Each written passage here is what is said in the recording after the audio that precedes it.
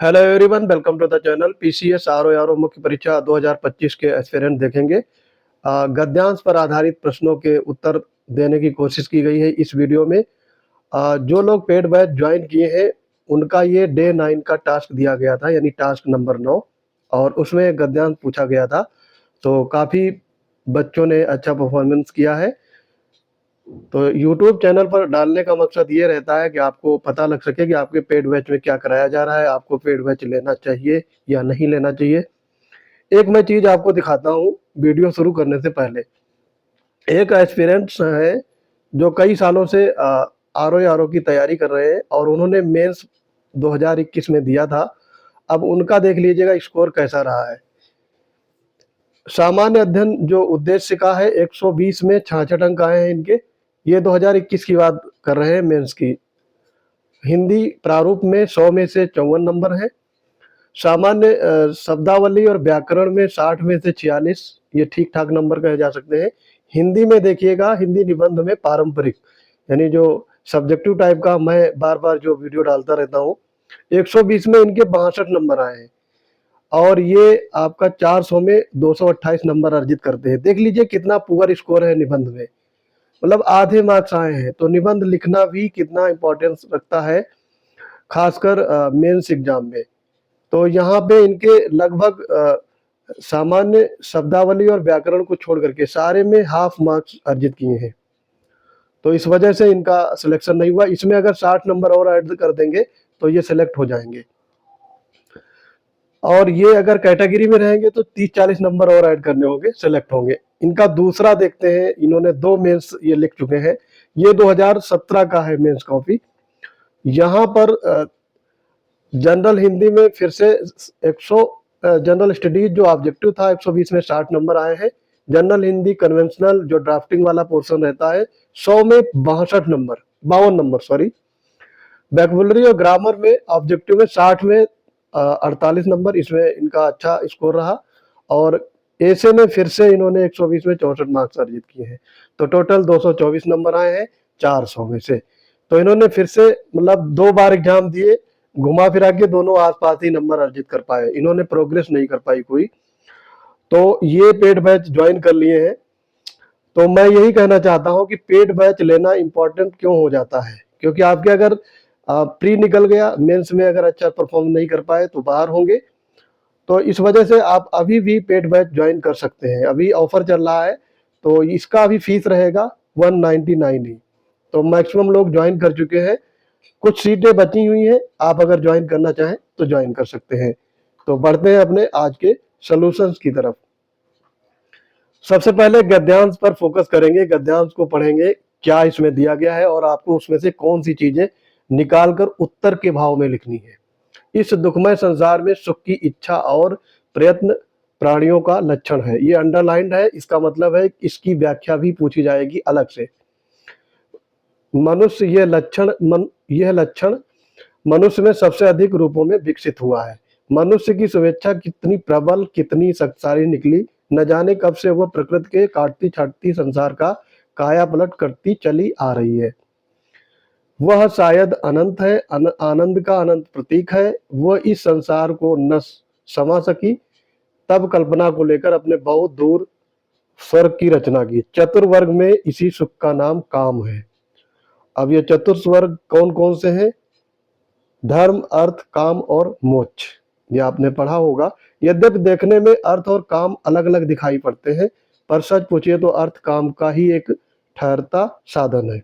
साधन साध्य रहता है काम या सुखी, अर्थ और काम के बीच जीवन बढ़ता हुआ चला जाता है। दोनों का ठीक सामंजस्य सफल जीवन का लक्षण है। ये आपका देखने में बहुत इजी लग रहा होगा गद्यांश, लेकिन इसको जब इसका सलूशन देखेंगे, अर्थ लिखेंगे तो काफी टिपिकल है। अगर आप अभ्यास नहीं करे रहेंगे तो नहीं लिख पाएंगे, और लिखेंगे भी तो आधे नंबर आ जाएंगे। तो उसे फायदा क्या है लिखने से? इसलिए आपको अच्छी तरीके से प्रैक्टिस करनी है। पेड बैच में ज्वाइन कर सकते हैं, बहुत सारे पेड बैच चल रहे हैं, लेकिन यहाँ का इस चैनल का जो पेड बैच है वो औरों से हटकर है। आपको पता होगा, आपके फीडबैक मैं देखता रहता हूं। अब इसमें देखो प्रश्न पूछे गए थे, प्रस्तुत गद्यावतरण का अनुवाद या उपयुक्त शीर्षक लिखिए। तो शीर्षक पहले पूछा गया है, अवतरण का सारांश पूछा गया है और रेखांकित अंकों की जो रेखांकित अंश है, अंडरलाइन है, उनकी व्याख्या पूछी गई। तो तीन चीजें ये पूछी जाती हैं, 3, 6, 9, 21 नंबर का ये आता है। तो इसमें आप 21 में से 16-17 नंबर अर्जित आराम से कर सकते हैं। पहला था आपका शीर्षक पूछा गया था, तो शीर्षक आपका होगा सुख कामना। ये आपका मतलब यहाँ पे 3 अंक आपके आ गए। 3 अंक का शीर्षक पूछा जाता है, तो 3 अंक आपने अर्जित कर लिए अगर सुख कामना लिख दिया। आगे बढ़ते हैं, अवतरण का सारांश लिखना है। अब सारांश लिखेंगे। सारांश में आपको गद्यांश छापना नहीं है, उसका अर्थ लिखना है, उसके भाव को समझ के अपने ओन वर्ड में लिखना होता है। संसार के सभी जीवों में सबसे प्रबुद्ध प्राणी मनुष्य ही है, जिससे अन्य जीवों की अपेक्षा सर्वाधिक सुखेच्छा विद्यमान रहती है। इसी के निमित्त उसने प्रकृति तक का दोहन कर डाला। आनंद का अनंत प्रतीक होने के कारण मानवीय सुख की कामना, यहाँ तक कि स्वर्ग की भी कल्पना कर डाली। चतुर्वर्ग अर्थात धर्म, अर्थ, काम और मोक्ष के बीच इसी सुखेच्छा का नाम काम है। यहाँ पे काम का जोर दिया गया है। इस मतलब आपके गद्यांश में काम को आगे माना गया है, उसी पर बेस्ड ये आपका गद्यांश है। मानवता का सबसे बड़ा दर्शन यही है कि प्रत्येक मानव धर्म, अर्थ, धर्म और काम में संतुलन बनाकर सही दिशा में अपने को प्रवृत्त करे, तभी मानव में मानवता का संचार होगा तथा वो एक सफल आदर्श जीवन को प्राप्त कर सकेगा एवं भविष्य की पीढ़ियों के लिए प्रेरणा स्रोत बन सकेगा। ये आपका हो गया गद्यांश का उत्तर। उत्तर भी लिखेंगे तो संक्षिप्त में लिखेंगे, जितना आवश्यक होगा उतना। अब रेखांकित अंशों की व्याख्या देखेंगे। अब देखो इसमें लिखने का तरीका है, इस दुखमय, यहाँ पे जो अंडरलाइन था उसके 2 शब्द उठा लो और लास्ट के 2 शब्द डैश डैश करके चिपका दो। उसके बाद में आप अर्थ लिखेंगे। यहाँ पर व्याख्या डाल सकते हैं, सर्व दुखमयम जगत के मूल स्वर से परिचित सभी जागतिक प्राणियों में प्रबुद्ध मानव संसार में सुख की चाह में सतत प्रयत्नशील रहा, उसकी प्राप्ति के लिए विविध उपक्रमों में संलग्न रहा। यह जीव की स्वाभाविक प्रवृत्ति ही होती है। ये आपका हो गया। अब यहाँ पे पूछेंगे ये कितने नंबर का है, तो ये 4 नंबर का। 4 नंबर यहाँ पे अगर इतना लिख देंगे तो अर्जित हो जाएंगे। उसके बाद दूसरा है वह इस, अब दूसरा अंडरलाइन का 2 शब्द उठाया और 2 शब्द लास्ट के लिख दिए, डैश डैश बीच में जरूर लिखेंगे। फिर व्याख्या, मानवीय मन सुख की प्रबल कामना की पूर्ति हेतु प्रकृति का दोहन करता हुआ जब अपने अहम की पूर्ति कर लिया और ऐसा लगा कि पृथ्वी पर उपस्थित हर सुख को उसने प्राप्त कर लिया है, अनंतर उसने सुदूर स्वर्ग की कल्पना की। चतुर्वर्ग अर्थात धर्म, अर्थ, काम और मोक्ष के बीच इसी सुख का नाम काम है। यहाँ पे काम को श्रेष्ठ बताया गया, उसी पर बेस्ड है ये। फिर तीसरा आपका अंडरलाइन वाला देखेंगे, अर्थ और फिर डैश डैश करके लक्षण है। 2 शब्द उठा लेंगे, चिपका देंगे लास्ट में और उसके बाद उसकी व्याख्या लिखने की कोशिश करेंगे।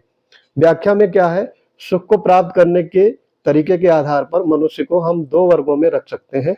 पहला मनुष्य को वह वर्ग जो केवल भौतिक संसाधनों, खासकर रुपए पैसे को ही सुख समझता है, और दूसरा मनुष्य का वह वर्ग जो सिर्फ भोग विलास करना, वासना तृप्ति को ही सुख समझता है। किंतु प्रयत्नशील विवेकी मानव का लक्षण यह है कि वह मध्यम मार्ग का वर्ण कर अपने यथेष्ट को प्राप्त कर सकता है। कुल मिला के वो अगर मध्यम मार्ग में रहेगा तो वो आगे बढ़ सकता है। तो ये आपका यहाँ पर गद्यांश कंप्लीट हो जाता है। अगर हमारे पेड बैच से जुड़ना चाहते हैं तो सबसे पहले आपको पीसीएस वंडर्स टेलीग्राम चैनल से जुड़ना होगा। वहाँ पे बहुत सारी डिटेल मिलेंगी। अगर आप पेड बैच नहीं भी ज्वाइन करेंगे तो क्विज कराई जाती है 9 बजे, वहाँ पर भी आप प्रतिभाग कर सकते हैं। उसके अलावा बहुत सारे कंटेंट दिए जाते हैं, करंट अफेयर है, जीएस के, हिंदी के, तो वहाँ पर मैक्सिमम लाभ अर्जित कर सकेंगे। तो आई होप ये वीडियो आपको पसंद आया होगा। मिलते हैं अपने अगले इंपॉर्टेंट वीडियोज में, तब तक के लिए पढ़ते रहिए। जय हिंद।